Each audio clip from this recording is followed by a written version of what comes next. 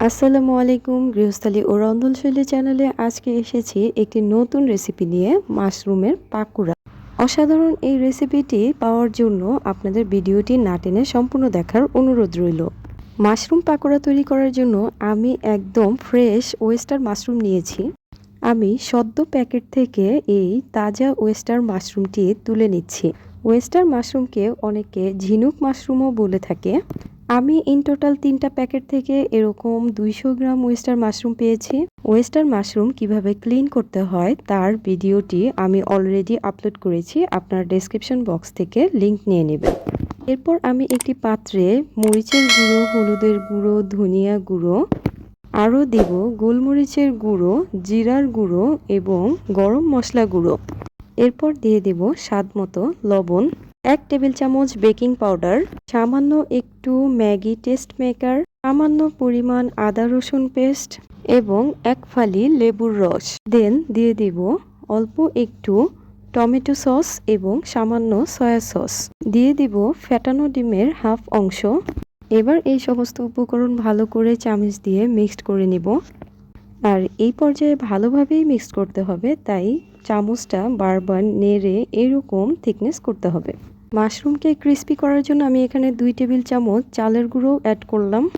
তারপর আবারও মিশ্রণটিকে ভালোভাবে নেড়ে এরকম পাতলা করে নিতে হবে। এবার ধুয়ে পানি ঝরিয়ে রাখা আমি এই ওয়েস্টার মাশরুম সম্পূর্ণ এর মধ্যে দিয়ে দেব। তারপর এই মিশ্রণের সাথে ভালোভাবে মিক্স করে দেব। আপনারা জানলে উপকৃত হবেন যে ওয়েস্টার মাশরুম অত্যন্ত পুষ্টিকর একটি ভেজিটেবল মিট। এতে উচ্চমাত্রার প্রোটিন বিদ্যমান থাকায় শিশু থেকে বৃদ্ধ সকলের জন্যই উপকারী। আমি এই মাশরুমটিকে এবার ঢেকে রাখবো প্রায় 20 মিনিট।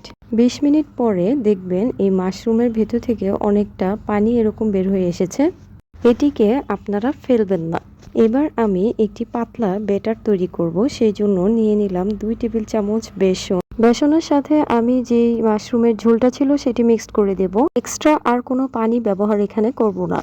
এবার এই বেসনটিকে একদম হাত দিয়ে মিক্সড করে পাতলা করে নেব। দেন এই বেসনের ব্যাটারের মধ্যে আমি মাশরুমগুলোকে চুবিয়ে গরম তেলে দিয়ে দেব। একে একে আমি মাশরুমের পাপড়িগুলো ব্যাটারে চুবিয়ে তেলে দিয়ে দিচ্ছি। তারপর ভালো করে উল্টে পাল্টে ভেজে নিলেই তৈরি হয়ে যাবে মাশরুমের পাকোড়া। আর হ্যাঁ, মাশরুমের পাপড়িগুলো এমনিতেই নরম, তাই বেশি ভাজার একদম দরকার নেই। আর তাতে করে মাশরুমের পুষ্টিগুণগুলো নষ্ট হয়ে যায়। আমি লাল করে ভেজে নিয়ে একটি ছাঁকনির সাহায্যে তেল ঝরিয়ে নিচ্ছি। তারপর আমি একটি মাটির পাত্রে কিচেন টাওয়াল বিছিয়ে এর তেলটি ভালোভাবে ঝরানোর জন্য রেখে দিলাম।